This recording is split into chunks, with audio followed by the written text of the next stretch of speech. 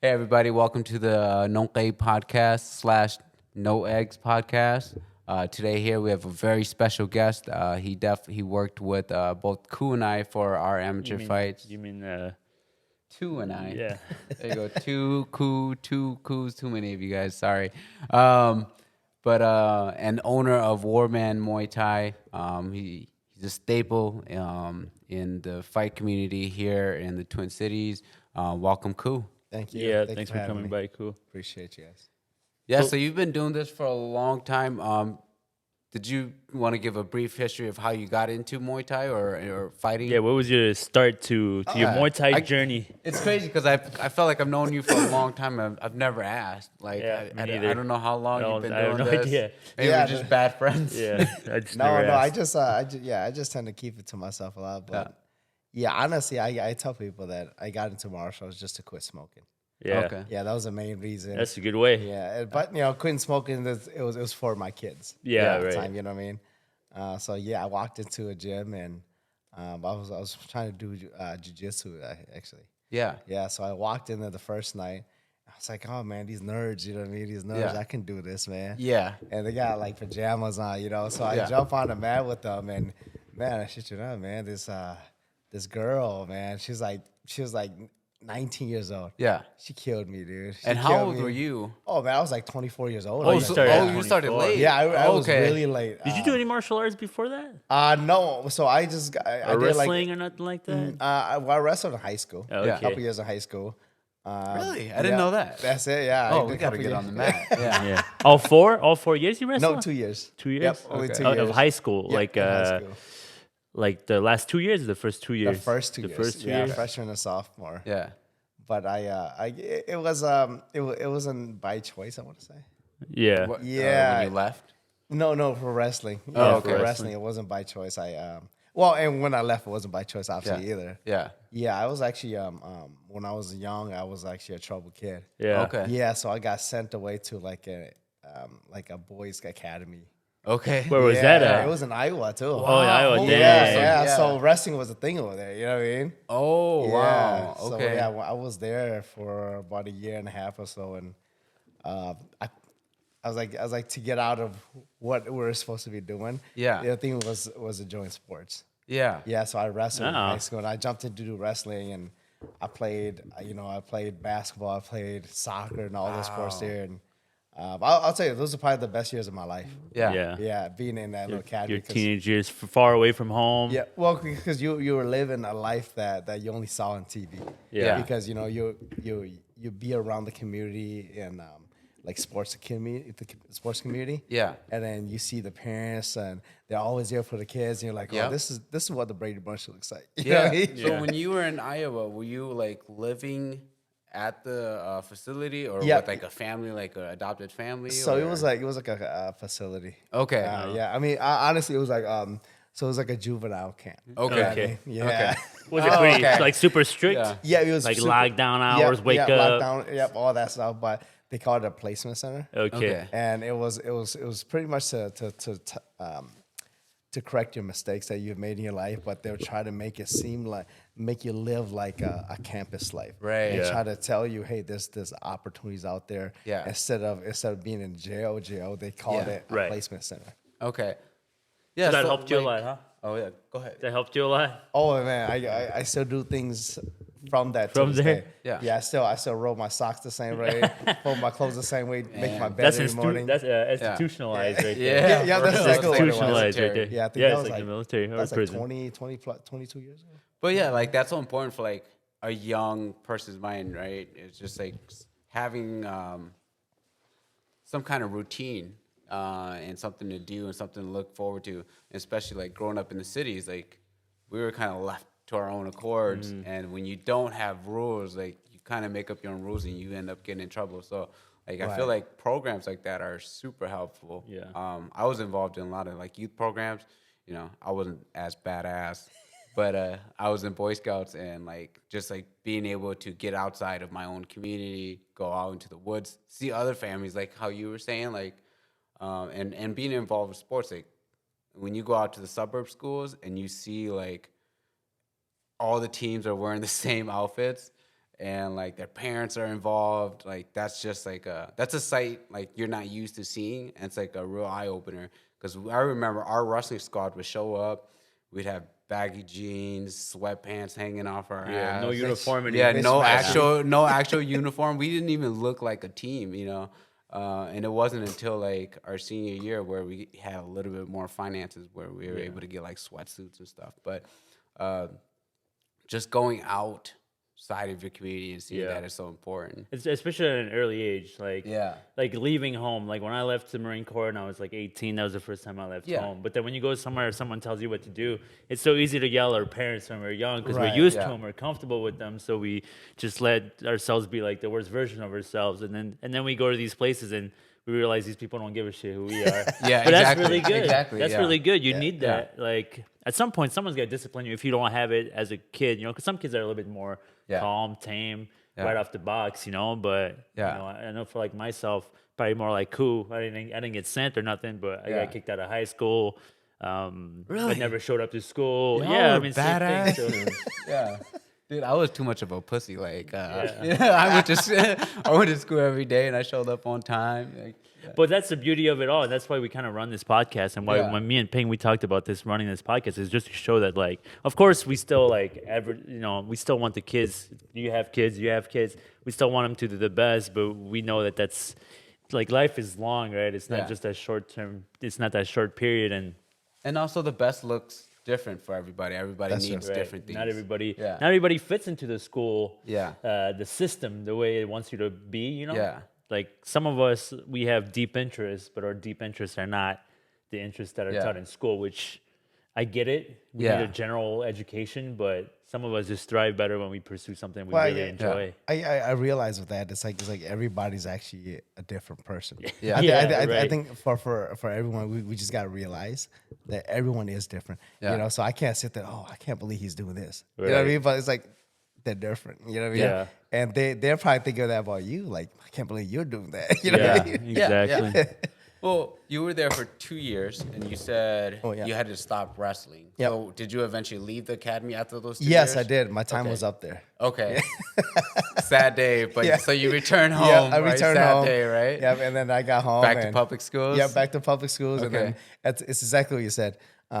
When you go to the inner city schools, you know, and you see these sports, you're like, oh, that's not even well ran. Yeah. You know, after you've been in a structured area, everybody's got the same suits and everything, and everybody's like, you got to do exactly what the coaches say, right?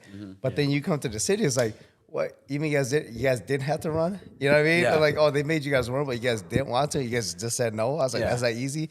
So I got into that. I was like, man, I'm not even gonna play sports no more. Yeah, you know. And then you're just like, oh, that's cool. And then I never played any sports again after after I got out. Did you just go into the workforce then? Yeah, that's all. You graduated high school out of there? Yep, I did. Okay. I did. So it was like no. So I graduated high school in St. Paul, but my first 2 years was out of there. Oh, over there. Okay, so your early teens. Yeah, your early teens, your mid-teens, 14s, 15s.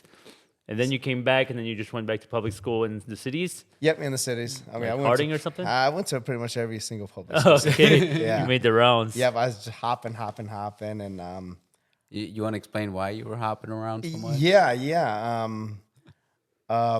So you don't have to get into it. No, I'll get to it. As much as you like. Yeah, because you know the way we were talking earlier too about maybe you're thinking about something and people are like, oh man, you do think like I do. You know what I mean? Yeah. So I mean, I'll spill the eggs, man. I mean, I was really trouble. You know what I mean? I didn't have a lot of friends type thing. Yeah. You know what I mean? So we used to run the streets type stuff. Yeah. You know what I mean? So you got at that era of our community at that time, there was, you know, gang violence is big. Is that like late 90s? 90, Okay, late 90s. Yeah. So that was like, I would say that was the height of the exactly. like gang violence. Exactly. Especially in the community. Every Hmong person, every family was a gangbanger.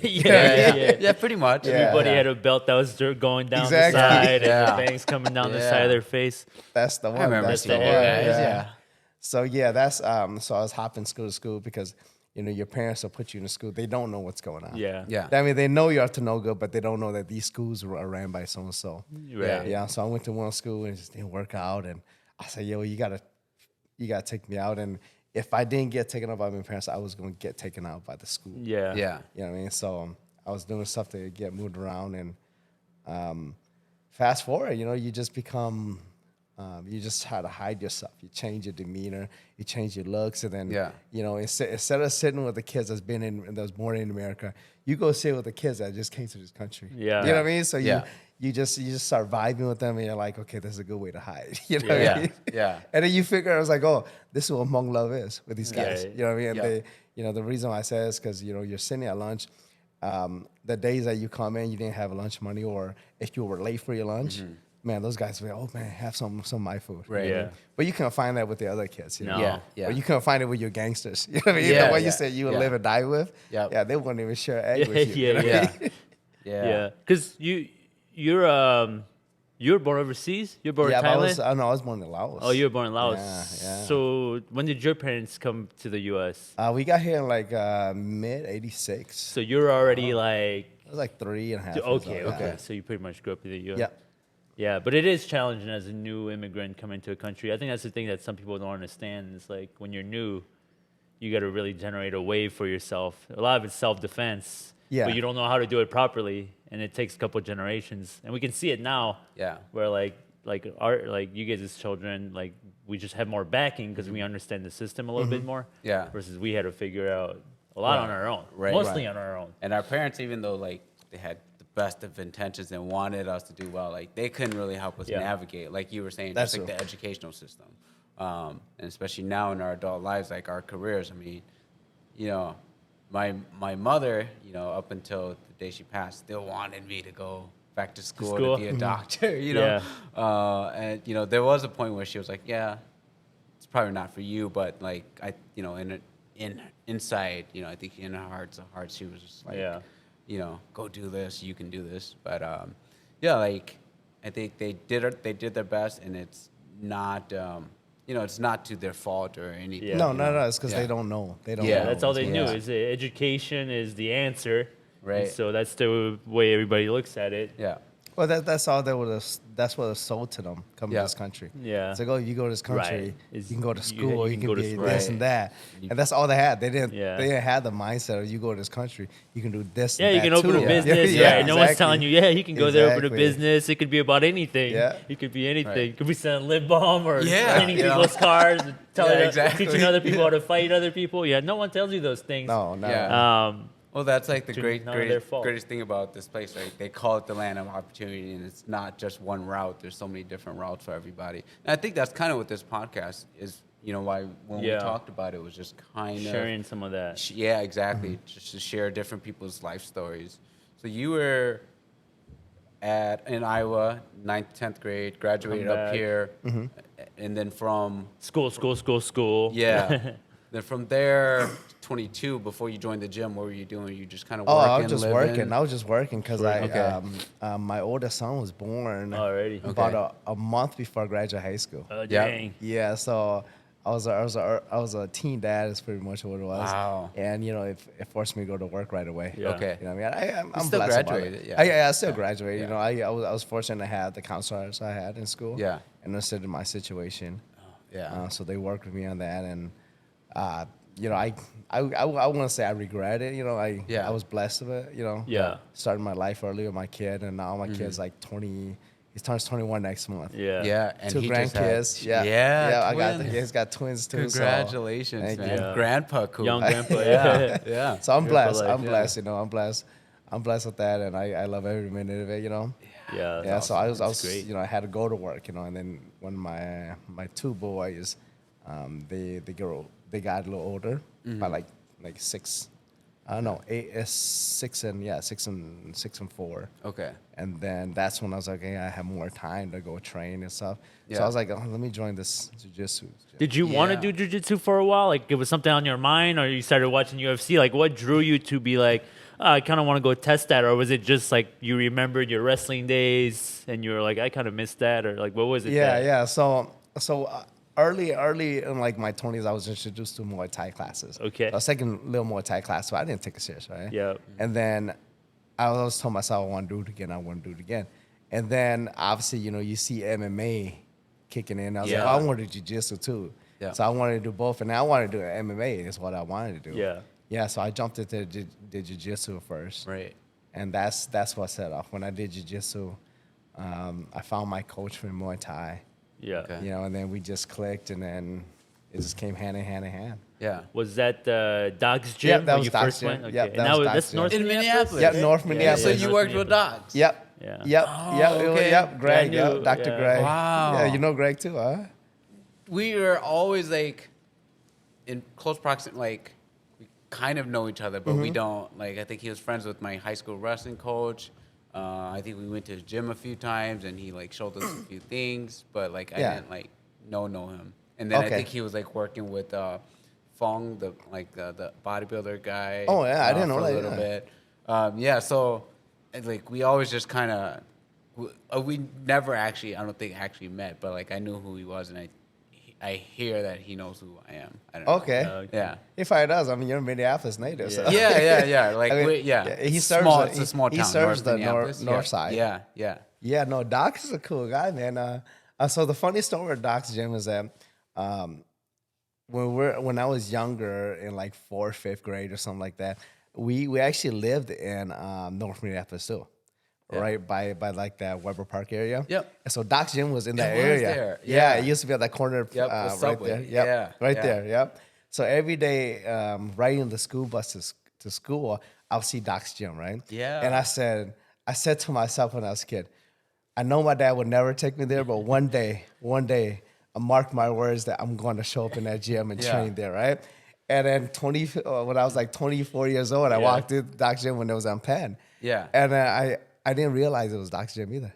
Oh, Yeah, so, until I by got then there. they had already moved. Yeah. So when I got there, I saw Doc's Gym. I saw that logo. I was like, oh, that's that Doc's Gym that I've seen when I was a kid. Wow. Yeah, because I thought they Full just circle. closed down. Yep. I thought they just closed down from the Yeah. original location. Yeah. And then when I walked into that new one, I was like, oh, so it's still alive. You know what I Yeah. mean? And that's when I was like, okay, it was destined to be. I was supposed to Yeah. be here, Because they were right on 41st and Lindale. Yep, right in that Yeah. corner. Yep. Yeah. Holy shit, that place has changed so much. I know. Have you been there know. recently? So- Sorry, man. Yeah, It's just you like going down That's memory North lane. Minneapolis. So Yeah. my in-laws live like right down the road from there. Oh, okay. Yeah, so I see it all the time still. Okay, wow. Yeah. Yeah, it's a big difference now. Yeah. Oh, yeah. They got that pond where they can swim in now. Yeah. It's like yeah. North Minneapolis upgrade. The gym's still around? Doc's Gym. Doc's is Yeah, still- yeah, it's still there. And is it it's BJ? Is it still the same as what it was before? So Doc's Gym has always been a judo gym. Oh, So it's- judo gym, okay. So they incorporated jiu-jitsu in there, and then now it's just like half and half as judo and jiu-jitsu. But Doc's is known for Or judo. is judo?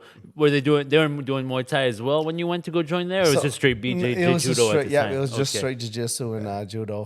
What it was that when I got introduced to my coach, he needed a place to rent. Yeah. So then that's when I pitched it to Doc. I was like, hey, yo, my coach is looking for a place to rent. And then he rented this place to my Muay Thai coach, and we were doing like 9 p.m. sessions. Yeah. You know, Wow, late night yeah. sessions Yeah. until like we were training till 11, midnight, you know? Yeah.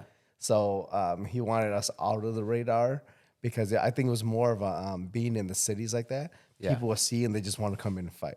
So Right, he yeah. wasn't trying to get members out. He just wanted positive members. Yeah. Yeah. You know, I understood where it was coming from. Yeah, I Yeah. guess that makes sense. That Yeah. makes sense. Yeah, because if you're looking in the window and see people boxing, you're like, as a kid or a testy kid, yeah, you're testy gonna teenager. walk Yep. in and Think start you running. can Try to you put walk in, yeah, yeah. try to put gloves on, just Yeah. no training whatsoever, just get Yeah. hurt. And then you end up being a YouTube video. Yeah, So yeah, that's how it began. You know, I walked in there and I was like, I'm gonna give this a shot, and I was gonna try to quit smoking, and that girl choked me out like 10 times, you know, and then like the nerdy looking kid was killing me too, and the jiu-jitsu coach, he was a Brazilian guy, nice guy, one of the nicest guys I've ever met in my life, Yeah. right? But he wasn't like what you see the average buff guy martial artist, you know what I mean? Yeah. He was looking like a normal guy. He had a little weight on him, you know. I was like, man, I bet I can kill this guy. Yeah. You know what I mean? As soon as I went there, man, I got thrown around like it was nothing. Wow. And then later that night, I came home. My pack of cigarettes, I threw it away. I said, never again am I gonna get tapped up by this girl. Yeah. Yeah. And I was like, the reason why is because of the cigarettes. I couldn't breathe. Yeah. And I threw away that day. I went cold turkey that day. Wow. Dang. And never picked up a cigarette. Never did again. Wow, Never that's did amazing, again. Yeah. It's the Far discipline. to you. Yeah, far to you. Yeah. I still have a hard time not picking up a cigarette every once in a while when I end up at a Hmong wedding or where there's a lot of beer flowing. You're just hanging out with a bunch of guys and there's a cigarette going around. Don't get me wrong, man. When I have beers and around people that's smoking, you had this crave, like our smoke people say, kakatona, right? Yeah. And I had that feeling. I was like, man, this tastes good. The song smells good. Yeah. But then, and then you think about, like, what was your purpose? You know what I mean? It's like, my purpose for this was to quit smoking. Yeah. And I dream about it too. I dream about smoking all the time. That's funny. So so you do that. You go to Doc's. You train there for how many years at Doc's gym? God, I think we were there for about like 2.5 years. 2.5 years. Yeah. And then what happens? You come up with the idea you're gonna open a gym? No. So what it was is my Muay Thai coach and my Jiu Jitsu coach. They said, "Hey, let's get a place of our own." Okay. Oh, because they were both just they're both renting at yeah, Doc. they were just renting out Doc's, and I was like, hey, And I let's guess get a like the place of our 9 own. p.m. is probably. It was way too late for Yeah, you us. can't get no students like that. And we're limited on time training too. Okay. So I mean, like I said, I understand exactly where Doc was coming from. Yeah. You know what I mean? Because it's a small space, and you can only limit so many classes. Right. Yeah. Yeah. So then, my Muay Thai coach and Jiu Jitsu coach said, hey, let's open up a place. Yeah. So they opened up a place, and as soon as they opened it up, they signed a lease and they were renovating it. My Muay Thai coach had an opportunity to take a contract in Texas for a head striking coach for like high level UFC fighters. Oh wow. Yeah. So I mean, you can't blame the guy. You know what I mean? So he's worked all his life for that, and he got it. And then, for me, I love my coaches. I've always loved all my coaches, and like I didn't want to make him look bad to my other coach. You know what I mean? So I was like, hey, whatever the case, I'll back you up. Yeah. Finances, everything, I'll back you up, dude. Yeah. You know what I mean? So I took that spot. I told my jiu-jitsu coach, I was, hey, don't worry about it. If he's gone, I'm taking over. Yeah. You know, so I was like, whatever baggage that you left, I'll carry it. You know what I mean? Yeah. So I did that, and I said I'll support it financially, but little did they know I only had like $10 in my pocket. Yeah. You know what I mean? Yep. Wow. So how old were you when that happened? You're like a 25-year-old Yeah, I man? was like 25, 26. Yeah, Yeah. about 25, 26. And that was the somewhere. place in Fridley. Yep, that's You were the one. only 25. Yeah. And it just kind of fell upon you, and you had a. Yeah, but I just took it over, Run with and it. yeah, everybody's like, "Oh, you must love teaching." I'll tell you the truth, man. I never wanted to be a coach. Yeah. Really? Yeah, I never wanted. But you're so good at it though. Like especially like I've seen you work with kids, and it takes a special person to like command like the presence. think so? Especially with young people. Well, remember when I was in college and we did the youth program and we took a bunch of like Korean kids. Yeah, there. yes. They loved you, man. Some of those guys were there yesterday. Oh no way! Yeah, they were in the because they're all friends with December. And Yeah, December yeah. too. He wasn't there that day, but he was in that same program. I think he graduated. No way! Yeah, and so they all like every once in a while they'll still remind me like, yeah, I remember when you took us to this gym, and of course it was what Warman was. Right. But yeah, like all those kids had such a blast, and they were always. Like we always had fun with them at work, but we always dreaded it because you're essentially in a room with 30 refugee kids that have very little English, and they just want to play and they just want to go. Yeah. And we're sitting there trying to help them with homework. And Right. it's just but that one day, all the kids definitely remember, and like they listened. That was like the one day that year that they sat down and actually listened. So I hear that. like I think your ability to command a room and to relay a message or a skill. I think that like I've always thought that was what you wanted to do. Like I would have never thought that you definitely didn't want to teach or anything like that. Right. I don't know. Sorry, I'm like kind of sucking you off here, but like I've always admired that about you though, like your ability to I always teach. felt that too, like Yeah. when I joined. But and maybe it's the martial arts aspect too. Yeah. I think there's always something about like you walk into a gym, and if somebody doesn't come from a martial arts background or anything like that, but like I started Taekwondo, Judo, like when I was 5, 6. So you always have the sensei. So wherever you show up, if that's the coach, but then you did play the role well. Like you really took it on, and I'm sure it's a work in progress, right? You always feel like you're working on it some more, but it always felt natural to me when I got in the gym. Somebody tell me what to do. So I don't know. I'm glad you see it like that. Sometimes I look at myself like, am I even doing a good job? No, no. I mean, I think not. Like, I think the opposite is always tougher. Like when you go and you have a more soft-spoken coach, maybe somebody who can't convey like a message to like a bigger audience. Like that's always a little bit tougher. But then when like you come to your class and you're yelling and all the kids are running around, but they're still listening, everyone's having a good time. Like the energy is there. Like that's such an awesome like thing. Like that's why for sure, definitely when my daughter gets old enough, we're gonna start bringing her around more. Right on. Yeah, I think the thing too with like one thing I think that you do well. So like if you haven't taken Muay Thai classes or anything like that, and you ever end up going to Kou's gym, is you have the ability to be serious in the workouts. Like you take the craft very seriously, and getting your ass kicked, not in the sense of like getting your head knocked off, but like getting your ass kicked physically. You have a good balance of like doing that, but also knowing how to joke in between, right? So that it feels light as well. It feels light mentally, like it's you can joke in this place, but it's serious too. Yeah. So you play both sides well, which I think is important. It's not just serious all the way across, and it's not just joking all the way across. Yeah. There's work time.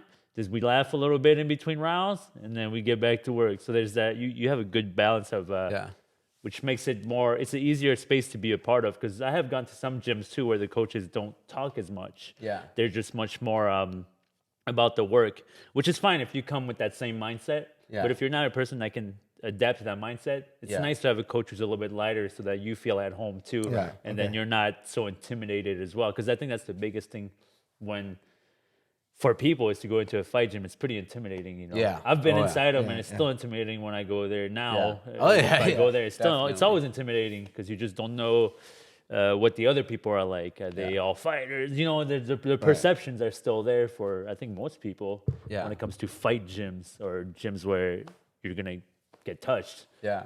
So I think that's what kept me away for a while too, because I thought going into the gym was going to be like a bunch of serious people. You know what I mean? Right, and I think it's just finding the right fit for you. Mm-hmm. Yeah. Because you can go to a high level MMA gym, and those guys are always serious. Yeah. You know what I mean? But then if you go into another gym and they're more like a mom type gym, and then you're like, that's too soft for me. You know what I mean? Yeah. So I guess you got to find the right balance. I've traveled all over the country to go to all these gyms, and I think more so it's not just for the training. I actually go there to look at the coaches. Yeah. You know what I mean? Okay. And not to criticize them, but to learn something from them. Not from them just the art, but from the way they teach, Yeah. So I was like, oh man, that's a good idea. I can use that. And I tell the coaches, I said, yeah, I'm gonna use that. that. You know what I mean? I always give credit to whatever coaches that I've used. You know what I mean? Yeah. Which is my jiu-jitsu coach, my jiu-jitsu coaches, my Muay Thai coaches and kickboxing coaches, and I take a little bit from everybody. I'm like, that's a good way to get to people, because when you walk in, you're so intimidated, you know what I mean? And nobody wants to smile, you know what I mean? Yeah. And then there's the hot shots there. That's high level fighters that they walk around with something on them, you know what I mean? They're like, oh, walk out of my way, you know what I mean? Yeah. But then there's other gyms you go with high level guys, and the first person smile and greet you and show you how to wrap your hands and stuff, you know what I mean? Yeah. Do you still feel a little bit of intimidation even today? And we'll go over your whole story because you actually went. Yeah. You took from being an instructor to a fighter yourself pretty far as I know any other Hmong guy. Do you still feel any level of intimidation these days if you walk into a new gym and nobody knows who you are and you show up in San Diego and you're walking into Dominic Cruz's gym? Do you still feel a little intimidation, or are you pretty comfortable these days? You get intimidated not because of the high level fighters. Yeah. I think it's more like starstruck. Yeah. But I guess. But you're talking about like about that. Doing it for such a long time. You're just like everybody's just a human being. Right. You know what I mean? And like And like a lot of people say that to me, like, "Oh man, you're so high level." This that. I was like, "I'm not high level, dude. You know what I mean? Right. I'm nothing." And then I think that's what the other fighters think too. You know what I mean? They're like, "You're like, oh, you're so high level," but then for their eyes, they're like, "Oh, I'm just a normal person like everybody else." Right. You know, so I've learned that from like high level fighters. You know. Yeah. You know, but I get the biggest thing I've learned from a lot of high level fighters is that it doesn't hurt to smile. Yeah. You know what I mean? Oh, yeah. And just to greet somebody, you know what I mean? When you walk Right. in the gym and you're by yourself in the corner trying to wrap up and warm up and nobody talks to you. Yeah. So you're just like, that's not a likely gym. Yeah. So with my fighters, I'm like, hey, man, it don't hurt to smile, dude. It don't hurt to go say hi to that person, dude. Yeah. You know, this person probably going to be your best training partner. Right. Yeah. Well, that's crazy because like that's exactly like my first couple times walking into Warman, your gym was like, and meeting you, like that was definitely the first thing I noticed. Like, dude, like you were so nice, like you just smiled, you were laughing and joking around with everybody, and I thought that was like so awesome. Like I've never felt unwelcome. Like I'm like socially kind of like awkward and weird, you know, sometimes. So then, but it makes it easier when everyone is like just kind of nice and super welcoming. So that's what I've always appreciated about Warman. I'm glad you see that. Like, Sorry, that. that's just like a 2-hour. That's like, right. Warman, Well, I think Kou never gets. I mean, advertisement. how many? Yeah. That's the No, thing. When you have a we business, gotta get to your flowers. You know? but when you have a business or whatever, it's not that you want to hear these things all the time to like build an ego, but sometimes you need that critical eye too, and I don't think we hear that ever, right? Like I don't think I never said. Every time I showed up to your gym, I'm just a student. I don't sit there with you and like tell you, hey, I think this is the way you structure. We don't talk about those things. And same with you when you go there. I'm sure you and Kou don't talk about those things. Yeah. So like actually having the time to sit down and actually talk about these things it's nice for all of us because we get to understand different perspective of like. What's going on in your mind as you're creating your thing, and we don't know that. We just always came in as students, so And probably like what are So we people have no seeing idea. when they walk into Right. your gym, yeah, too. our perception of that. Yeah, no, I'm just, you know, when you say stuff like, "Oh, y'all was smiling this and that," and making jokes, I'll be honest, I'm the most immature person. Yeah, You know what I mean? So I think that's so That cool. helps, I think yeah. that's what the kids, That especially helps. the kids, because your kids classes are like there's a line out the door for your Yeah, kids they're classes huge now. Like and there's like a long wait list. Like and I Right. think that has a lot to do with your like you being you carry immature, yourself, right? right. And just kind of being funny and you know whatever else. But talk about the kids class a little bit more. Yeah. Are you enjoying that? That's newer, right? Right, You that's went newer, to your Warman? gym. Yeah, so the kids class we didn't start it until like maybe 3 years ago. Yeah. But it was just a group of like we limited to like 12 kids only. Yeah. And it just got popular. But so the kids class I always remember that like kind of like what you're saying about that Korean group when they're kids, they still remember to this day. Yeah. And I'm a big person of if you're a kid, your memories are the best. Yeah. Right. Yeah. So anything that gets into your mind or any interactions you've had, you're always gonna remember that. Yeah. And they go off of that. Yeah. And I want to let the kids know, give them a good experience of what society is. You know what I mean? Yeah. Show them that there's good people. out Right. there. Yeah. Right. And for the parents that's had that time with it, you know. Yeah. So it's not just to me. It's not just for the kids. It's for the parents. Yeah. You Yeah. know, because for me, being a teen dad, you're always working. Yeah. I started life early, and you're working, Yeah. and all you knew was work. And then there's that time you're like, I just want to spend time with the kid and for them to remember. Yeah. You know what I'm saying? So I'm trying to give the opportunity for the parents and the kids to have that time Yeah. together. Yeah. And when we do things at the gym, it's not just the kids. You know, it's like, oh, the parents, you got to get involved. Yeah. You know, Yeah. so my fight kids, so it's like, hey, I was like, the parents got to be involved. If the parents aren't involved, you can't fight. Right. You know what I mean? Yeah. But you know, the kids class is like, I'll tell you this, man. I mean, every day, that's what I look forward to. Yeah. You know, I mean, given we only have Tuesday, Thursday, and Fridays for the kids. Yeah. But those 3 days is like those are my enjoying days. You know, I bullshit a lot, but that is the one part that I don't bullshit about. You know what I mean? Like I really enjoyed seeing the kids. You know, when I'm on vacation, I take long trips or fight trips or something. I come back, and I'm always looking forward to seeing the kids. Yeah. And when I see the kids, you know, it's like my heart melts. Yeah. You know what I mean? Yeah. And I visualize my kids and my grandkids too. Yeah. I'm like, how would I want somebody interacting with my Right, kids? right. You know what I mean? I was like, I wouldn't want to do this to that kid if I didn't want somebody doing that to my kid. You know what I'm saying? And you know, the kids program, you know, it just not everybody's built to be a fighter. Right. Yeah. You know what I mean? But everybody's built to have relationships and Right. Yeah. you know Yeah. and be friendly and stuff. So Yeah. yeah, I force these kids. I was like, hey man, I know you don't like talking to other kids. You Right. don't like to get involved, but hey, I'm gonna make you today. You know what I mean? Yeah, Today yeah. you have to partner with You have to talk somebody. to Yeah. somebody. And I tell the kids it's like closed mouths don't get fed. If you stand there and you don't have a partner or you need your hands wrapped, you don't say nothing. Nobody's gonna feed Right. you. Yeah. Yeah. You know what I mean? So it's like you have to talk.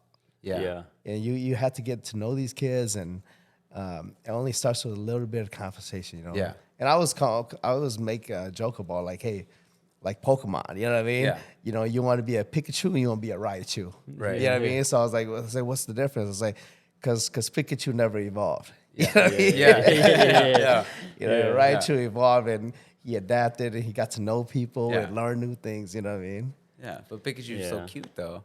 Yeah. And he's I guess that's the way to think. You can Yeah. still grow, and then some kids will grow at different rates, but it's a good lesson to still want them to grow. But maybe like some kids more timid, and it might take a little bit longer, Yeah, and a little yeah. bit more catering to. Yep, it takes time. But the minute you can get them to break past that, Yeah. I think that's what a lot of us when we were young is that intimidation factor. No one showed us or told us that we could grow past certain little levels and be more open. And so I think you're in a perfect position because coach, like no matter what sport, right? Coach is always like a certain role, right? yeah. It's not your mom and dad, so he can Yeah. yell at. He can say things that he wants to say to get you straight. Can whoop you. Yeah, exactly. He can joke with you you, can still. legally kick their ass. Coach Yeah. is just someone you listen to always, and that's a beautiful spot to be at Yeah. as you become an adult, like where you are now, and especially having kids too, and understanding that, and now knowing that hey, the words that I speak out to, it's for fun, it's for you to be immature, like you say, but it's also to convey something that maybe that you were missing at some point. Or that Yeah. you heard from another leader above you, another coach that really impacted you. Right. So you're in a nice spot to be able to do that.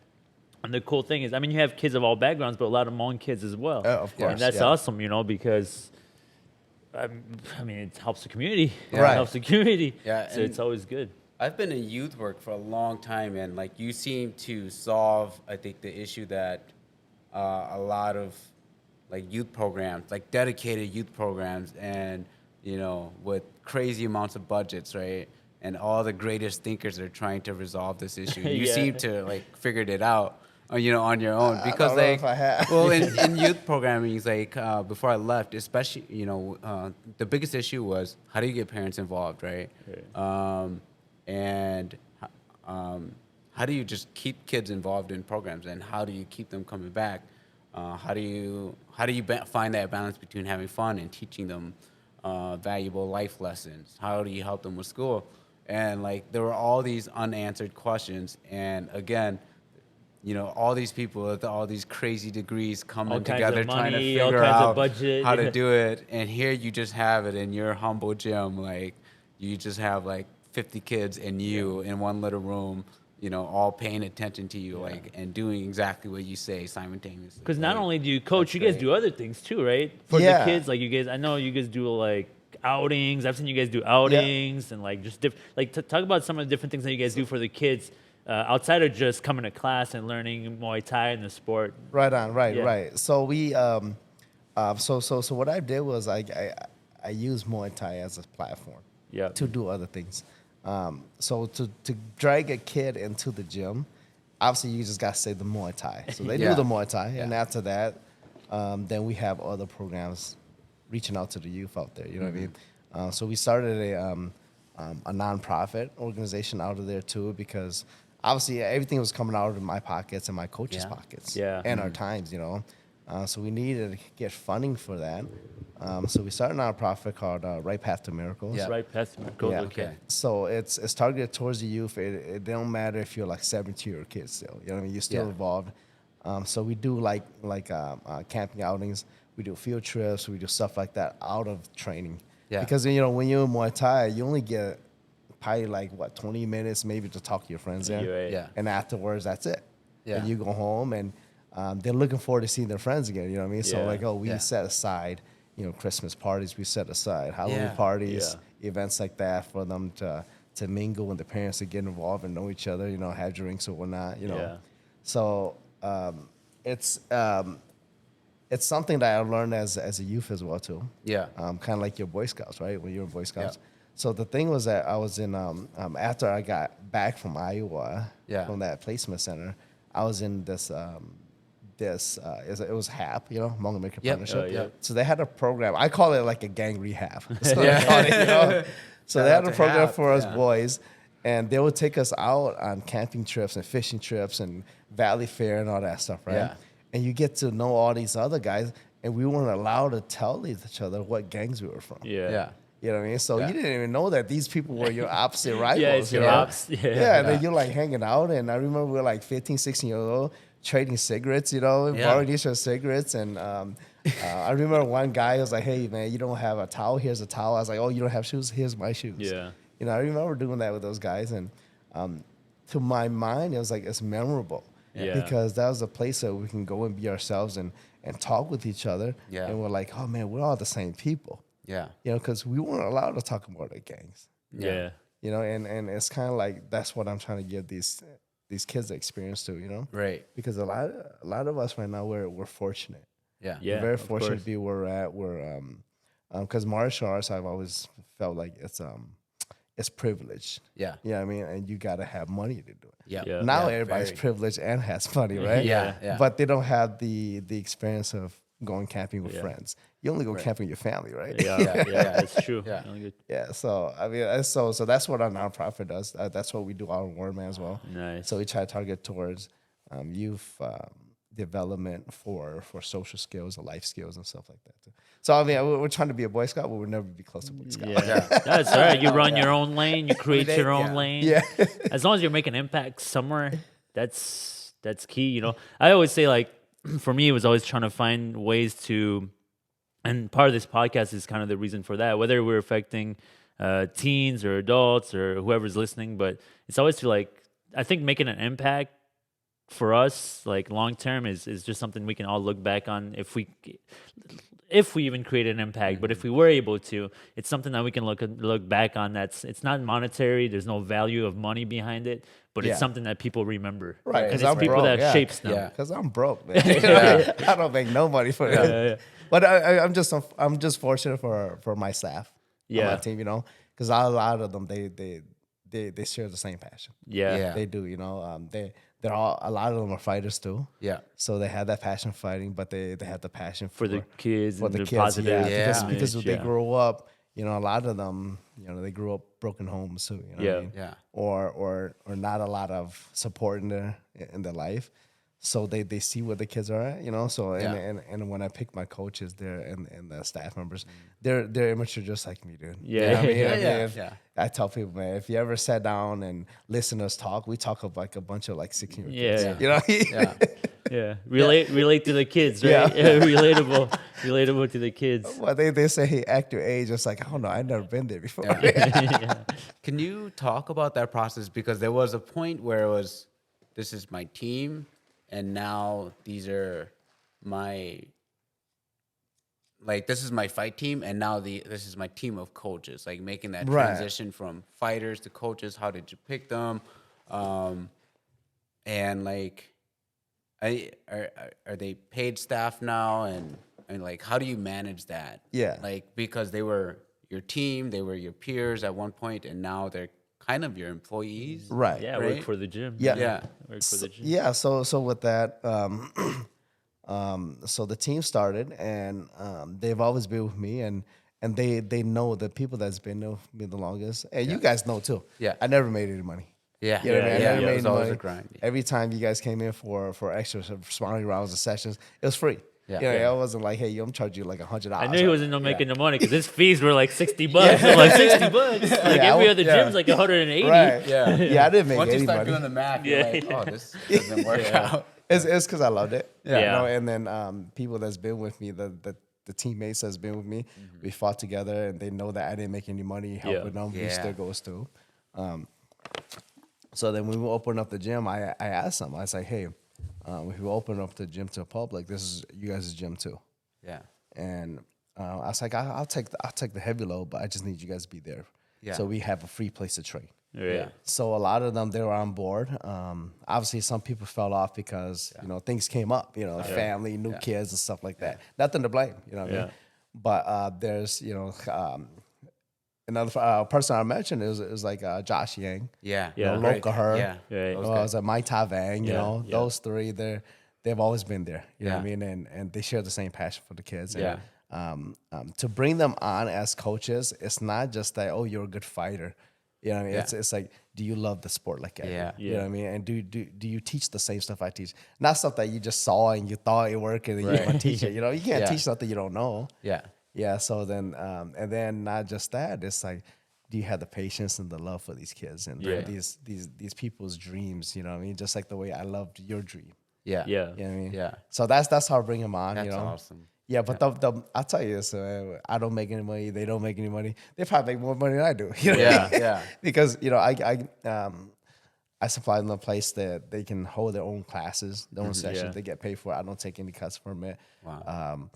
I pay them as best I can. As best you can. As best I can, and a lot of times they're very generous team. They're like, oh, don't pay me. I give them the check. And then they'll never cash in. They just rip it. Oh, I lost the check. You know what I mean? So I love what they do. But I think they live off of what I always said. If I eat, you eat. And it seems like they're eating, and I'm going to eat with them too. You know what I mean? So I love them for that. And that's what I try to build the gym. And that's what my coaches taught me before. And that's all I'm trying to do. So because like once you move to your new location, like, you can see Warman growing. Like I remember the last 2-3 years I've seen Warman. It exploded, and it was it was so cool to see, just because like we all kind of known you from the earlier days, and we known how much work. We saw the evolution of the gyms. Like how much work in the you put basement. in. We saw the evolutions. And you said like those free sessions that you just like let us come out and do. Like I remember coming out to a free session, and I just throw my baby in the corner, and then we'd do some pad work or something. But like you just did all that pro bono, and you've always just believed in people, and like had and then like you're just an overall good guy, and it's cool to see you win. And it's just even though I know you say you don't feel like you're winning. It's just a testament to but like there is all the some work winning that you there. put in. So. Yeah, but remember when he had the gym in Northeast Minneapolis next to Psycho Susie's, and he had the weight room in the back. You guys were lifting in there. You guys were all being there lifting with the little ring in there. On concrete, right? Concrete floor. We probably busted up the concrete floor. That was concrete floor in that ring, wasn't it? At first it was concrete floor, and then I added a platform on it. Yeah, everything was hand built. Like I was saying earlier, I started the gym with like $10 in my pocket. You know what I mean? And me and the coaches were like, hey man, we're just gonna come up with anything we have. You know what I mean? We didn't care that it looked great. You know what I mean? Right. We just want to make sure it was clean and people had a place to come to. But we don't have the state of art stuff, man. I really don't, man. There was no money. There was no, like, you remember, man, the bags are taped up and duct taped. You know what I mean? Oh man, It's like I had like what 1,000 square foot friendly. The friendly one was small, right? Super small and super hot.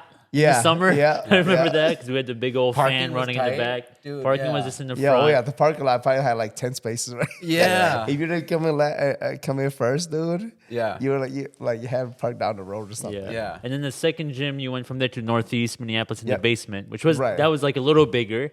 And but that was like an underground boxing gym. You know what I mean? That one was tough to locate.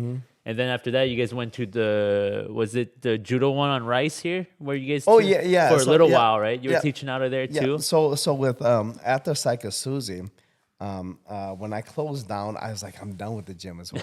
I was done with it. Done with it. And I remember, I was like, I still want to fight though. So I would go and like rent places. I was rent spaces from people's gyms and use that time with me and my team, and that was all it was. And then I got a job in the UFC gym in like Blaine or something. So that time I was like, cool. If I can take this job there, they're like, oh man, you be the head trainer. You get the gym to use. So I was like, oh cool, I'll bring my whole team there, dude. So I just made my teams like, hey man, just pay for the memberships. I'm not charging anything for my classes. Yeah. You know what I mean? Just pay It's the the owner. membership, Yeah. So we just did that. We had our own private classes and stuff. Wow. Yeah. Yeah. And after that, then they closed down out of the blue. And then we rented that Rice Street gym, that judo gym Yeah, for the my little buddy. one next to the laundry. Yeah. Yeah. Yep. That's the one. Yeah. We rented that. That's like another 1,000 square foot. Yeah, that one is small too. Yeah. And I just loved it there too, man. I loved it everywhere I went, man, because the people in my life that held rent spaces for me.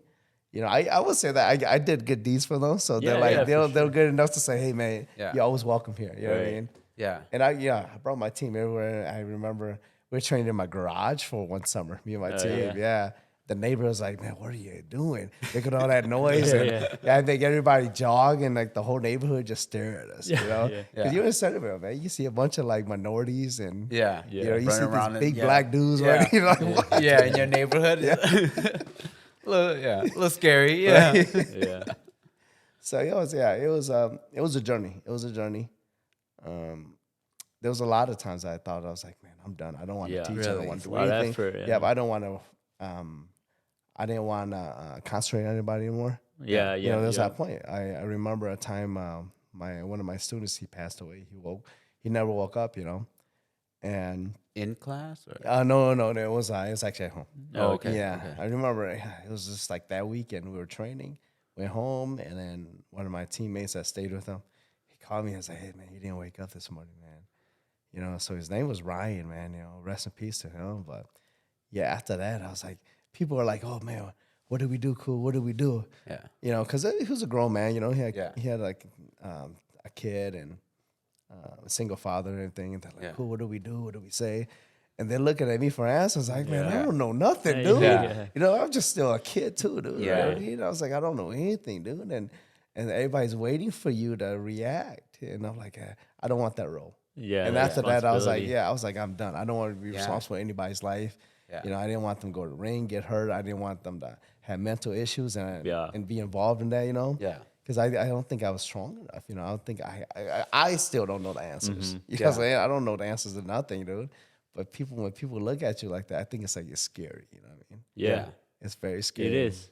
Because they do look up to you as not only coach, because a coach is always coach in the art, but he's also coach in life life. skill. Yeah, he's also supposed to be like a mentor. Coach. Exactly. You're a therapist. You're everything all in one there. Yeah, you're a nutritionist too. I was like, what? Nutritionist. Oh yeah, exactly. Well, you're physio. You're everything all the time too, because it's like, you know, we related a therapist to like a coach. Like I remember my high school wrestling coach. Yeah, pick us up during the summertime. Like my first summer job, like was through him, and we would like go deliver phone books, sell lemonade. He'd pick us up, take us to the park, and go run on his own time, right? On his own time, and we would train in his basement lifting weights. Like he gave me my first copy of Arnold's Encyclopedia to like working out, and it's like the reason why I started bodybuilding. It's like such an impactful moment, and like I love that guy dearly. And so like a coach is so much more than it's just so much more. And you don't know that until you become the coach. Yeah. You become coach, and then you're like, oh crap. And it's not like you try to either. You know what I mean? Yeah. Because what happens when a kid comes up, hey coach, I need help with this. Yeah. What are you supposed to do? Yeah. You know what I mean? Better find an answer. You're like, oh man, I don't know, man. Go with somebody else. You can't say that, right? So you're right. It's like you gotta go find an answer from it. And you gotta make it seem like you know something about it. You know what I mean? And when the parents come up, hey coach, man, could you talk to my kid? He's misbehaving at school. His grades going down. I say, what do you mean? My kid, I got issues with my own kid right now. Own kid's got so how problems. do you handle that? Just because like I've heard different schools of thoughts around that. It's just like some coaches are like, hey, they have teachers, they have you, they have like school counselors. Go talk to them. I'm here to teach them X, Y, and Z. Or do you kind of play like an active role in like their education? Yeah, so for that, like I said earlier, I have issues with my own kids. You know what I mean, keeping the academics up. You know? But I am the way I learn with that is like it's best when somebody tells your kid. Yeah, you know what I mean. They listen to it, right? else. Yeah. So even though I don't know anything about it, the parent that's telling me, she's probably a teacher. You know what I mean? Or he's probably like a principal somewhere, or somebody educated. But it doesn't work because it's their profession. Yeah. And then I had to go to to a friend level or a personal level with the kid. You know what I mean? Yeah. So I tell the kid, I was like, hey man, keep your stuff up, dude. Come on, dude. Yeah. You're better at it. You know that, dude. You know what I mean? And then it's okay for me to tell the kid, You can talk like that. You can I'm talk like, stop like being a that. shithead, dude. Yeah. You know what I mean?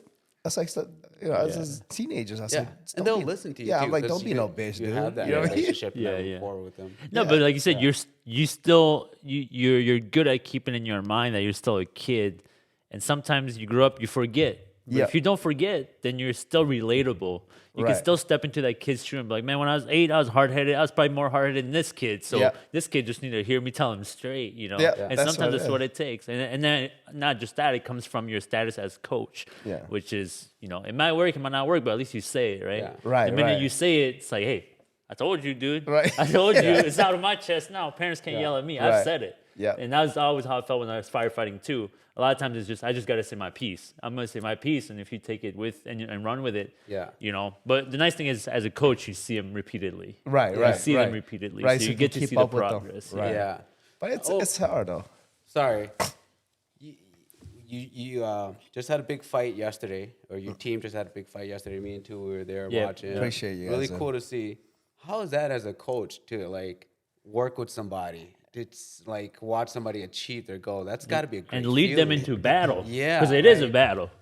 Like talk about your perspective as a coach, because you don't get to hear that side too much. Yeah. So for me personally, every coach is different, obviously. Yeah.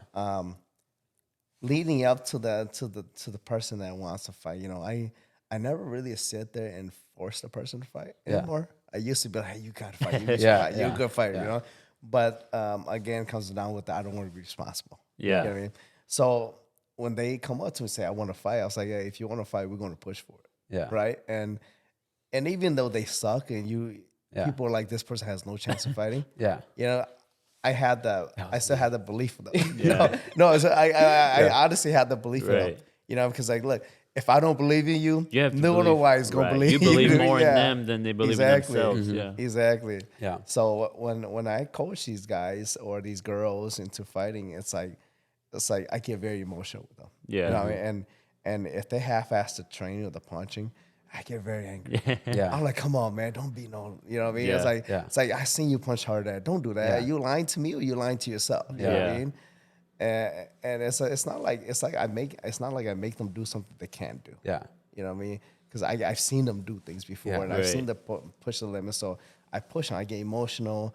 I get really into it with them. You know what I mean? I get zoned in, and you know, people say when the people get ready for fights, they zone out and they get short temper and stuff. It's like, no, I probably get more short temper than the fighters do. Yeah. You know, because I'm in it with them, and then when they go out to the fight, man, I tell you, man, it's like I'm nervous. It's like it's my kid. You know what I mean? Yeah. It's my kid going out there. I'm scared. I'm like, but you can't show them that you're scared. You gotta show them that, you gotta be all relaxed and start bullshitting with everybody. Yeah. So they're like, oh, it's not that serious. Yeah. You know what I'm saying?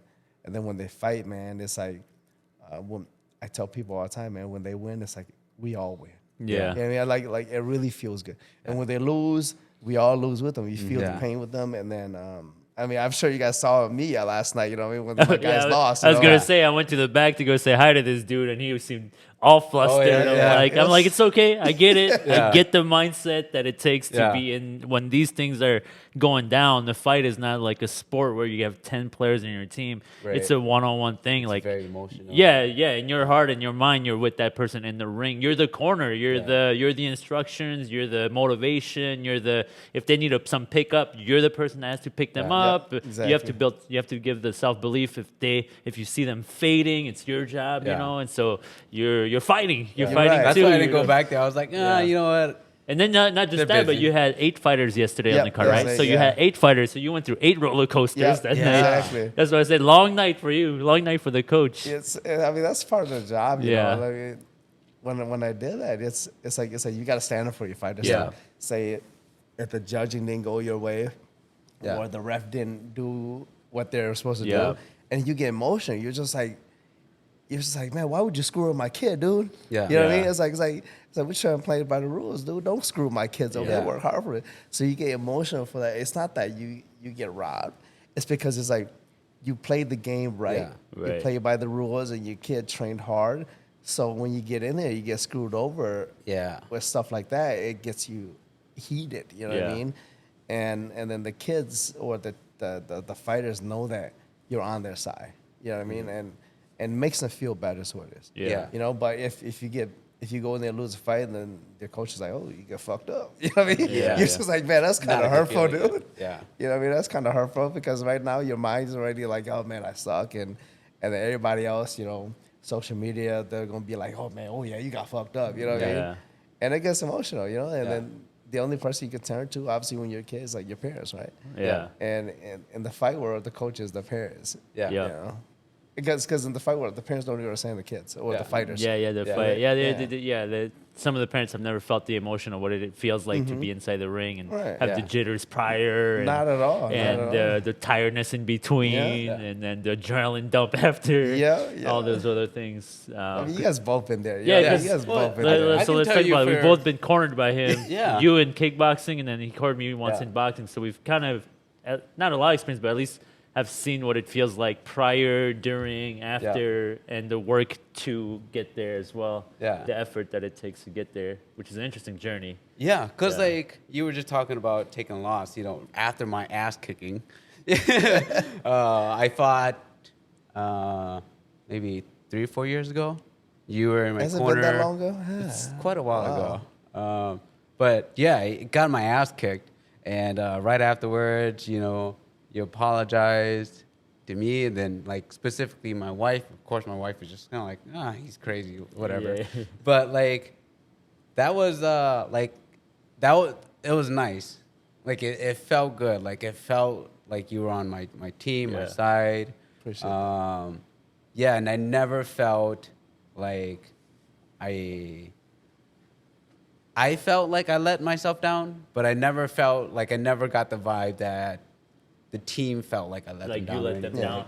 Like that. And so, like, you don't know how big that was for me, like, where I was just like, dude, like, I dropped the ball. Like, I was already, like, beating myself up about it. And to come to you in the corner and just be like, hey, it's all good. Like, you know.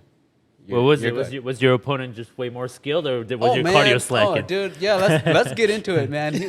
Was your cardio slacking that day? And you tell me if I'm remembering things wrong, but, you know, when you get in there, it's different. When the lights are on, a lot of people looking. Everybody's looking. You're not in a gym messing around anymore, and you're hitting this guy with intentions of knocking him out, and he's hitting you with the intention of knocking you out. So it's a scarier thing, and I'll tell you right now, I was super scared. I just wanted out. Stage fright. I just wanted out. I got in there. He was probably like 2-3 inches taller than me. He's a bigger guy than you. Yeah, so he was hitting me from across the ring. Yeah. You know, he was like, there was a moment where I tried to teep him, and he teeped me at the same time, and my foot felt like I maybe scraped his knee, and he like thrusted me, you know, across the ring, and I was just like, he's hitting me from across the ring. I can't. And that was right at the beginning of the fight? Yeah, and so I was right like, from the bat, you're like, I was like, this oh, is dude, a long this is not going to go well. So I was like, all right, I'm just going to get inside and swing for the fences. Yeah. Either I'm going out or he's going out. And I just threw all my training out the window. I apologize, Kou. I'm sure you remember that night too, where I threw all my training out the window. I was just like, fuck it. That's when the coach shakes his head and says, come on, man. What about all the drills? So I apologize to you, man. I threw everything out the window. I was just like survival mode. Yeah. And, you know, I played football and I wrestled. You know, the thing they teach you in that and what was instilled to me as a young athlete was just push forward. And that's just what I did. Like, I just went forward, swinging, closed my eyes. And it didn't work out for me. But yeah, like it felt really good to like have you in my corner. And then at the end of it, just for you to just go, hey, it's all good. And, you know, give me a hug and just move on. Like, you know, so I appreciate that. So thank you. Yeah. And sorry for dropping the ball, man. Yeah. No, nobody understands. Like the first fight, it's always gonna be like that. Yeah, and it was scary. It was big. It was like a ton more people in the audience than I ever expected. And so I was just kind of like, oh. Well, when your family's out there too, and Yeah. you know you might get man. knocked A lot of out pressure. cold. It's a lot of You know you might get Yeah. knocked out, and the cell phone's filming you. You're like, oh there's man, like I might 4 be YouTube tables of famous all like people Yeah. there that I knew. I'm like, oh shit, like Yeah. maybe I shouldn't It have is a invited you stressor. guys. No, the first fights I was like that. You Yeah. know, you guys done it. You know, and I'll say, man, my first fight was never even close as you guys. You know what I mean? Oh yeah, Yeah, it was sloppy. You Yeah. know what I mean? And it was the same way. Like you said, your training goes out the window. Yeah. But it takes the experience. Yeah. So you keep coming back, you fight more and more and more. You're like, oh, I can get comfortable with this now. Now you can see the combinations come. Yeah. You can see the openings and everything. So it's the experience. That's why, you know, you see these boxers, these professional boxers, you're like, oh, how can they be so good? You look at the amateur record, they got like 300 amateur fights. yeah. You know what I mean? Because they're comfortable with it. Yeah. Right. And you look at, you looked at like, versus like Mayweather. yeah, If anybody ever filmed his first amateur fight, of course he didn't look like he does Yeah. now. Yeah, You know what I mean? He probably looked very sloppy too. yeah, You know, so it's the consistency. Experience you does know. come Yeah. from the ring. Yeah. Yeah, it From comes the from ring. the ring. Yeah, if you keep doing it, it builds on, and I like as a coach, we expect that. Yeah. we Yeah. expect Yeah. like You our know that. our highest expectation is for you to fail. You know what I mean? Yeah. In the first If fight, you did it, yeah, then great. because we know the way the process goes, and we try to tell people it's like trust the process. Yeah. Trust the Yeah. process. You're Yeah. gonna get whooped. You know what I mean? In sparring, you're going to get whooped. Yeah. You're in drilling, somebody's going to whip you. Yeah. But trust the process. Yeah. Be consistent, and then you build. yeah, It comes over time. So and let's cover too, because I wanted to cover this a little bit for the people who don't know who Kou is at all, but because you have what's your total fight record of your stand up fights between kickboxing and Muay Thai and well, let's see, you've done boxing matches, right? Yep. So how many boxing matches have you done? So for boxing, I only did one amateur and like 2 pros. Okay, yeah. so that's 3, and then you've done kickboxing. How many of those? Can you even keep track? It's countless. I really don't like kickboxing, Muay Thai. It's with the amateur and everything. I don't even remember. Yeah. Honestly, don't remember. I have to sit down and like go through my calendar Do and the sit timeline, and just think about like, oh, what happened this day? What happened that day? Right. You know what I mean? So I'm thinking maybe, God, I really don't remember. yeah. Do you plan on fighting anymore? I was saying, man. Because you still have a contract with Glory. No, I don't. Yeah, No? Okay. Glory stopped all the contracts with American fighters. Oh, after, okay. I think after like COVID or something like that. Okay. Yeah, so I don't have a contract with them anymore. But I used to tell people, man, somebody calls me today, say, hey, you want to fight this weekend? I probably would. Yeah. Really? You hear that, guys? You heard it here first. And if people and don't, if the money's yeah. right. If people don't know, Glory is, I would say, the highest level organization kickboxing globally, outside of maybe K1 back in the day. But as of today, Glory is the highest level kickboxing you can get to, basically, right? The highest paid, at least, probably. Right now it is, the highest paid. So the fact that you made it there, long journey to get there, but props to you for getting to that level and seeing and experiencing. I mean, I was really happy when I saw that you made it to that level. Thank you. I was really happy because I just knew that you'd worked a long time, and whether it was your goal or not, I don't know because I never asked you, but I know that it feels good to just get there and say, even if I don't become a champion here, I can say that I've made it to this level, this tier, right? So I've got to taste a little bit what this experience feels like. And it's something that,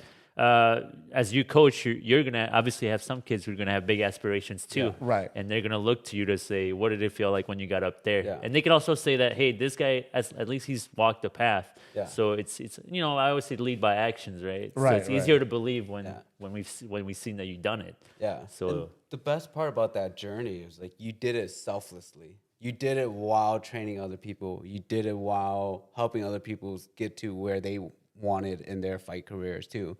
Like you were a coach at the same time you were training yourself. Like it's one thing if you're just training selfishly to get, to become a champion. Carve your own path only. Yeah, but you did that while running the gym, taking care of people, taking care of your family, taking care of the fighters, doing so many different things. Like I think that was like the best part. That's why it was so cool to see you on that big stage. Thank you. Yeah. It was hard. It was hard. Yeah. I mean, it was hard. Yeah. But with the support of obviously my team as well, and then my wife, Yeah. my kids, patience and everything too. I I don't think I would have gotten there without them, though, all those people. Yeah. You know what I mean? Yeah. I'm sorry. It's bringing back so much, but watching that too, I just remembered the fight commentator loved you. They brought you to what's your fight name there again? Yeah. Let's go over the fight the name sexy again. Asian or something. Yeah, sexy Asian invasion. Yeah. And like the fight commentator brought you like to the table, and you were commentating like the fights, and he was talking to you afterwards. So it was just like a cool moment to like and see it's your like coach. it's big time, it's big TV, it's organized, everything. You just for people who don't watch Glory, they maybe don't know, but it's well organized. I mean, it's high level. It's well organized television coverage. Yeah.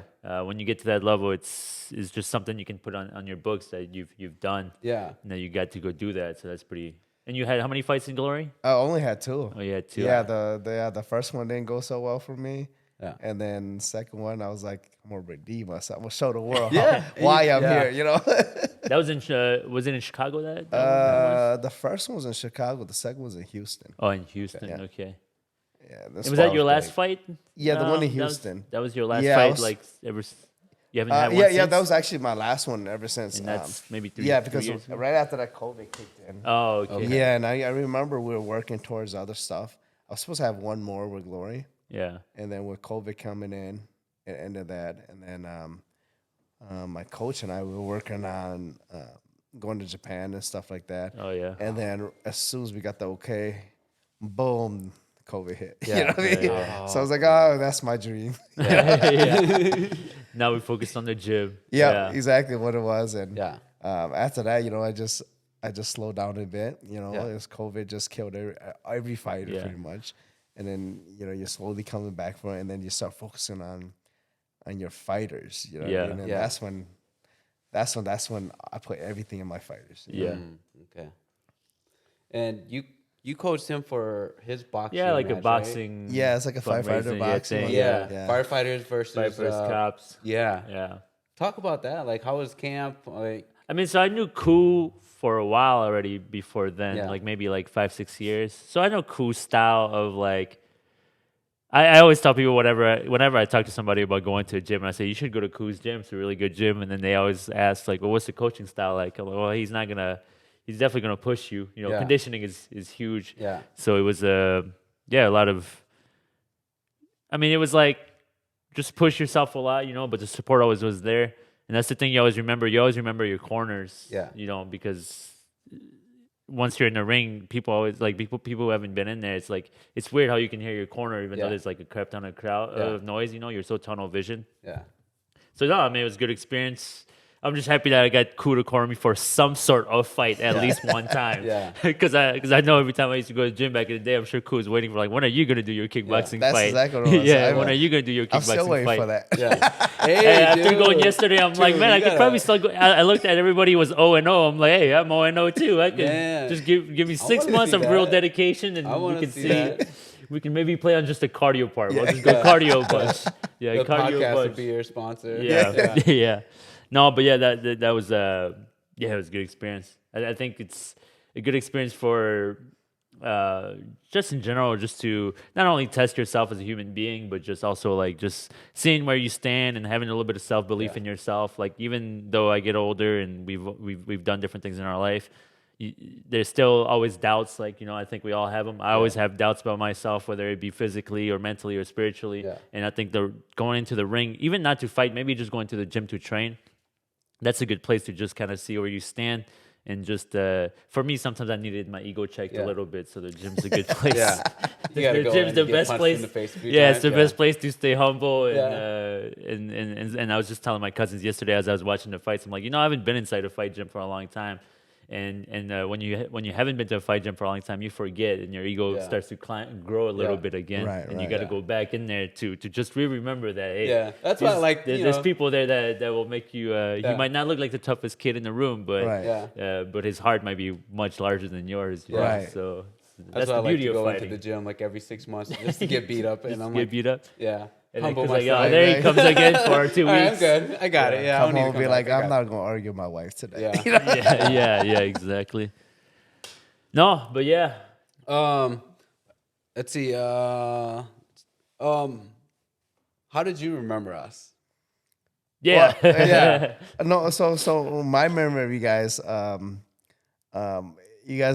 were one of the rarest Hmong people out there.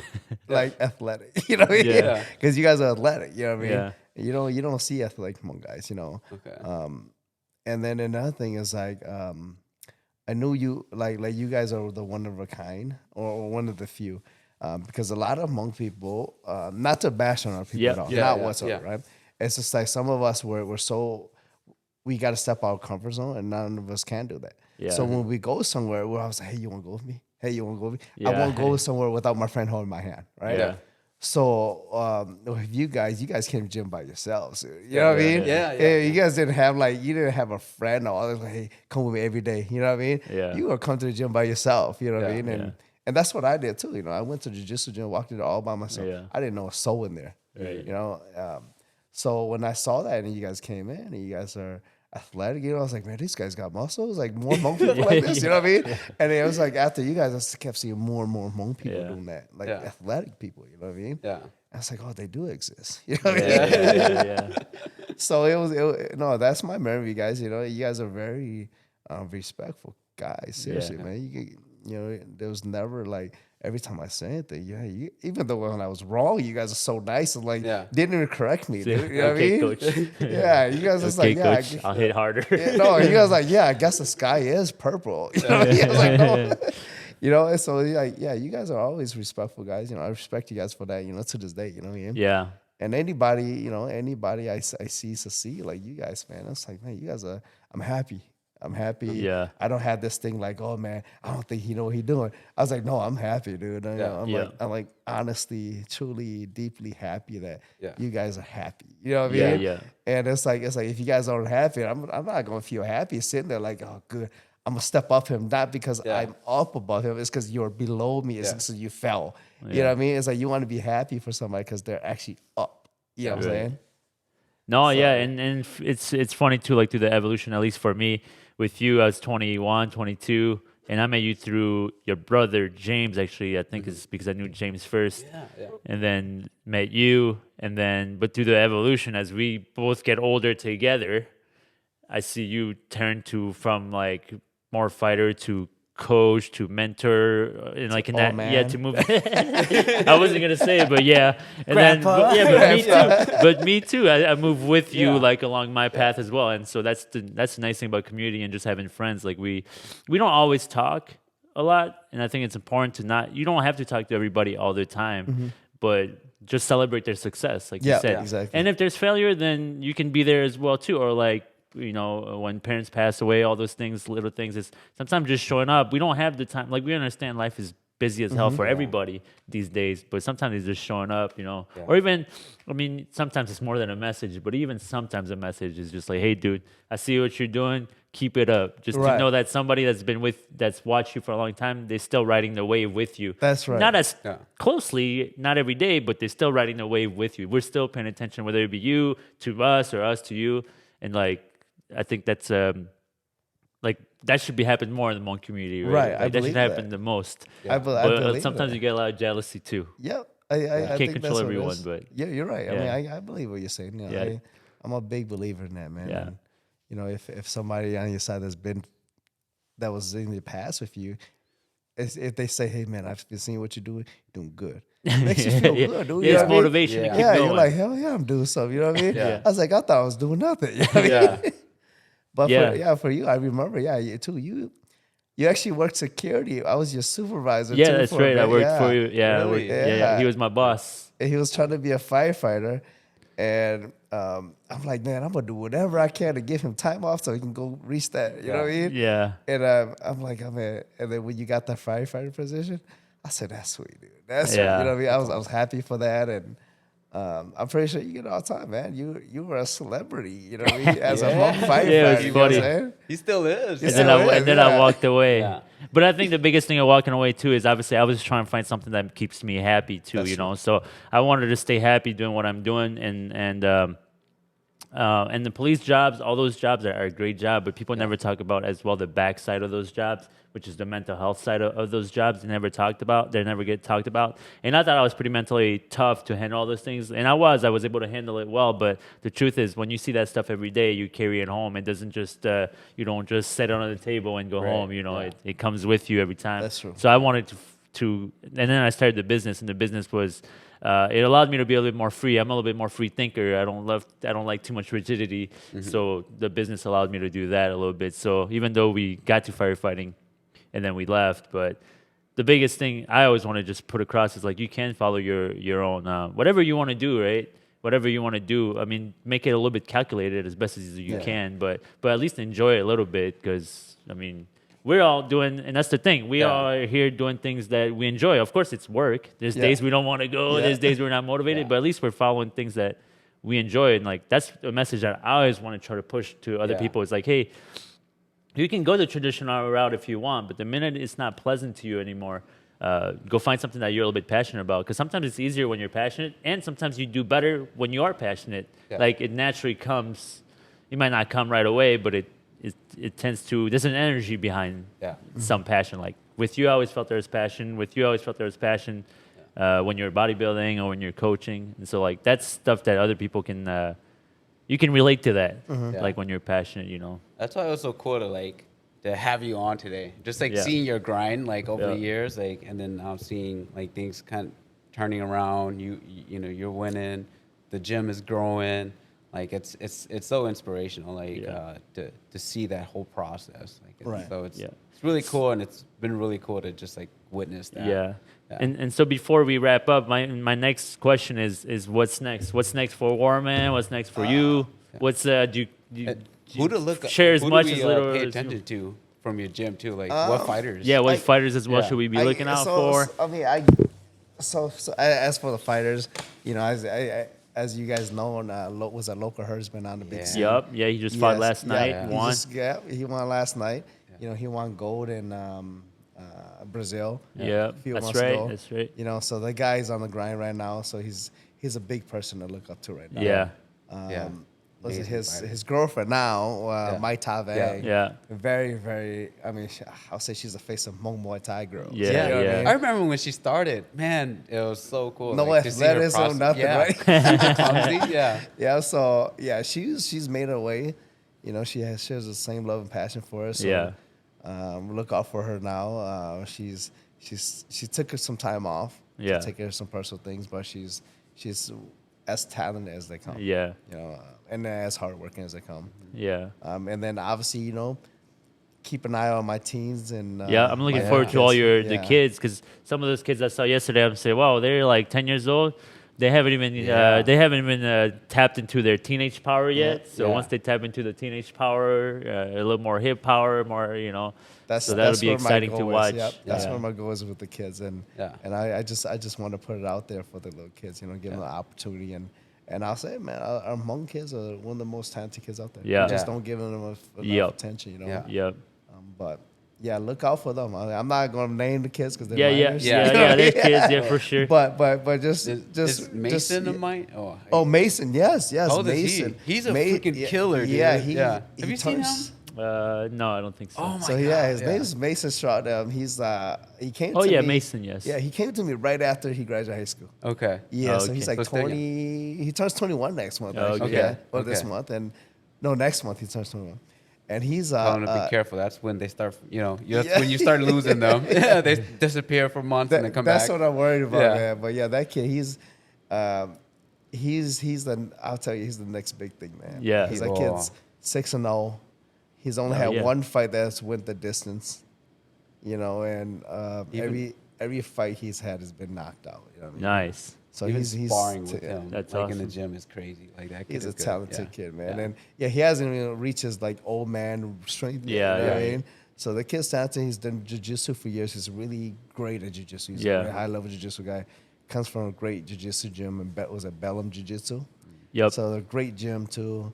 But him, man, that kid's a really respectful kid. You know, he's earned everything he has in life. You know what I mean? Yeah. He wasn't given anything. So I think that's what it is, man. People are like, man, I have nothing. Yeah. I have nothing, so I have nothing to lose. So they work hard. Right. That's the problem. I was too privileged. That's why I didn't work hard enough, dude. Too privileged, man. That's my problem. Too privileged.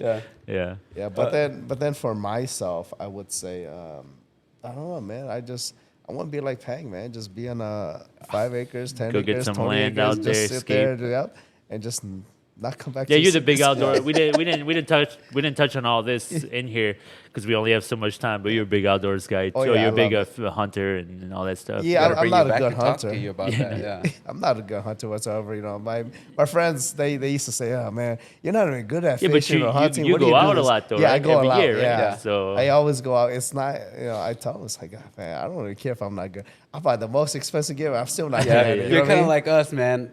100 hours on the trees, no animals. No animals, Yeah. and watching 100 hours on YouTube how to Yeah, skin a right. deer, but I Yeah, never yeah, even do it yeah. myself. Never I done know it how to before, do right? it on video, but I've never Yeah. done it in real life. Yeah, it's but you guys been in the trees, man. It's like It's peaceful. relaxing, peaceful, and you actually this is the only time they actually get to sit and think. Yeah. You can't touch your phone, Yeah. right? Because you got to pay attention out there. So the other thing you can pay attention is your mind. Yeah. You know what I mean? And man, you get so emotional out there, and you come back, you're like, oh, the people I've treated wrong in my life, or maybe I should have said this to that person. You come back home and you start apologizing to your wife, your kids, and everything. It's like, I love you guys. So hear that? you know? Go hunting, guys. Go sit on a tree. Put a tree stand up and Let the wives know. yeah, Yeah. Let the wives know we got to go fish. We go fishing and hunting. But yeah, that's I don't know, man. I'll see how long it goes. You know, I just want to give a chance to the community. Yeah. And give them something to do as well too. Yeah. So we'll see where the Warman goes. You know, as you guys know, I'm a grandpa, two twin babies. You know, Yeah. So spending time with them, I can sit at home and just hold them all day. You know, what Yeah. I mean? And I'm happy with that. But I'm not rich, obviously. You know, I'm not rich. I don't have a car like you. But That was bought on borrowed money. Yeah. But yeah, I think I'm happy where I'm at. You know? Yeah. Okay. I'm blessed where I'm at. You know, my siblings. I love my siblings. You know, I love my my family, my kids, my wife, my grandkids, my friends. You know, my and you have a good circle around you. You have a Yeah. good. You have a. That's the thing with your gym. You have a good circle and you have good energy. A lot of positive energy often. Yeah. You know, and that's not everybody has that. Not everybody has that. Yeah, it's. I think it's a work in progress for that. You know. Yeah. Yeah. So I mean, I'm grateful to have that. You know, and the only thing I can think about is I tell people, you know, like my staff, they're like, oh man, because my mom recently just passed away. Yeah, right? yeah. A couple months ago, and they were like, oh man, you got to take time off, dude. And they're kicking me out of the gym. They won't let me come to the gym. You know, and they were just like, shut me out. They shut me out, and I was like, oh man, I need the gym. You know what I mean? Yeah. And I told one of my my girls, I was like, hey, you know, honestly, the truth why I go to the gym is because even though I'm broken, maybe the person that comes to the gym, maybe they're broken, and all they want to see is maybe it's maybe me, you know, what I mean? Or not even me, or somebody to give them attention, right? Yeah. So I'm like, as broken as I am, you know, if I just show up and smile for that person's all right. I'm good with it. Yeah, you know what I mean? yeah. And I'm happy to to be the shield. You know what I mean? Yeah, I'm happy yeah. to be that, just to make sure somebody else is living the next day. You know? Yeah, for sure. Yeah, because I mean, I don't know if you guys know, but yeah, I had a couple of students that committed suicide. Yeah. Oh, You know, okay. and it's hurtful because you're just like, maybe this is the only outlet they have. Yeah, You know what I yeah, mean? yeah. Yeah. And the days that you're not there, or maybe you close the gym or something and they're not there, and they're like, oh, that's what I needed today. You know what I mean? Right. And then they go home and they're like, I don't know how to deal with it. Yeah. You know what I'm saying? So at the gym, that's why I don't take anything serious at the gym. you know? Yeah, yeah, yeah. I don't, you know, and I'm like, man, just smile, dude, just dance, you know, just, you know, I make a lot of inappropriate jokes, you know what I mean? Yeah. You know, but you know, it's just like to make them smile because it's like, man, nothing has to be serious, dude. You know what I mean? Yeah. So that's why I tell people, it's like I only show up, not just because I run the business, you know what I mean? Right. It's like Yeah. I do it because I actually want to see somebody smile. You know what I mean? Yeah. And we were talking about earlier when people come ask you about like some mentor stuff, like, man, I got issues of my own, dude. I don't know what to say. You know what I'm saying? So I think that's what it is for me, man. Yeah. I can say helping people, but man, I gotta help myself. Yeah, yeah. But like, I need help. Yeah. I think the reoccurring theme of this episode is just true selflessness. You know, Yeah. putting yourself out there and kind of helping each other, helping one another, and just, you know, dedicating your time and committing time to other people. Yeah. Like, I mean, yeah, like I can't say this enough. Like, that's why it's so awesome to see you win, because like, yeah, you deserve it, because you've been doing it for such a long time, and you've been carrying so many people on your back, Yeah. you know, and so it's so awesome to see you And win. it's good for us to be honest too about like that perception on the outside sometimes is, oh, this guy's doing well or he's strong, but we got to talk about we're all just human beings, like we said earlier. Yeah. We're all just human beings. So that's why nowadays I don't even, you know, even the richest man, he could be 0 friends. The poorest man could have 100 friends that will be there for him that minute. So we all have challenges in life, no matter what the perception outside is. And I think we just want to share that because, like I was explaining to Kou before you got here, like in the Hmong culture, the man, we never exposed that. Yeah. It's all good. It's all good. Yeah. It doesn't make you any less of a man. If anything, it makes you more of a man, because then you actually get to talk to other people about their challenges. And that's when you discuss together, like, well, how'd you overcome that? Or how'd you overcome that? This is how I overcame it. And then you can bounce off each other, you know? So You're right. that's the idea Yeah. for the podcast. That was a big idea behind the podcast. And before we close the episode, one more last question: who wins in a fight, Tu or Peng? The prime ones or Striking or prime ones. okay. Yeah, Prime sure. ones. Prime and Just now. call it. No ego here. Who loses? Yeah, Which- no ego here. The promoter loses. We'll just do a charity one when we both win. No, I'll say you guys are Just for both- fun. yeah. Just for fun. Okay. Just for fun. What sport are we talking about? Yeah, exactly. 'Cause we gotta talk about If we're sports. talking about Oh, MMA, yeah. if we're talking MMA, oh, Peng, you'll win. You got the wrestling background. Yeah, you you know can what I mean? grapple. Yeah. Boxing then. Boxing. Boxing, I'll give two the upper hand of boxing. right, yeah. But you're talking about the kicks, so then you got the upper hand with the Yeah. kicks. Yeah, we're talking Muay Thai, you got the upper hand with that one. Time, let's go trade again. It's time, dude. Yeah, let's Our just- comeback. go Hey, Here we go. we can do the like the was it the Ratang and the Johnson fight, right? Where it's like Yeah, one round's yeah. Muay One round Thai, one boxing, round yeah. MMA, one round's so. Yeah. Yeah. And we're doing one do round a of like fundraiser, bodybuilding yeah. too. Yeah, want we'll to do it Oh at yeah, work come for you. on, Yeah, man. yeah, yeah. We'll do it as a podcast. Yeah. And, put some money down. Yeah. Oh, dude. Charity Right now, rounds. like celebrity boxing is like really big, Yeah. right? And that's what we do, like a Hmong celebrity boxing. We line up all these Hmong celebrities and we just have them fight each other. So and then we'll be the main card or something. We were talking about that in the gym. Actually, me and Loco was talking about it. We're like, hey, dude, we'll put the Hmong celebrity with beef together, right? So we're like, Yeah. nah, her and David Yang. Dude, let's do it. All right, who wins that fight? But I'm like, I'm not paying nobody, you know. Yeah. I'm sure they'll just be happy to do it. Yeah. Dude, that's yeah. Yeah, I like to do. I like to do celebrity fights, dude. I hosted that. Dude. I hosted it at my ring. Oh, I'll get the dude. place and everything. That's what people should be looking out for in the Yeah. future. J4. Yeah, J4 that's, celebrity, Hmong celebrity boxing. J4 at Kou's gym. dude. How cool would that be? Yeah. Did you just shut it off or? No, it's still going, but Oh, the okay. battery's just pretty much okay. died already. Two, 3 Okay. minutes ago, everything's being recorded there. So Okay. I think we'll end it here. But Sorry. Yeah. No, Sorry, I had it's to ask, fun. man. Yeah. No, it was fun, guys. It was fun. It was Yeah. always great to Yeah. talk to you guys, man. Yeah.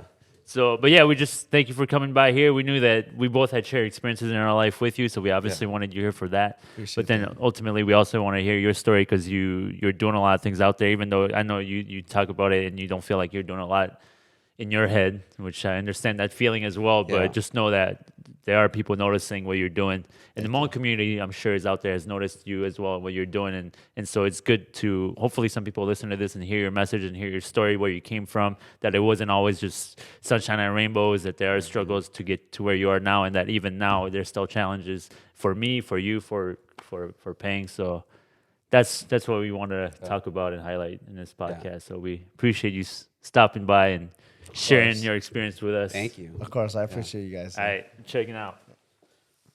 All right. Yeah. Thanks.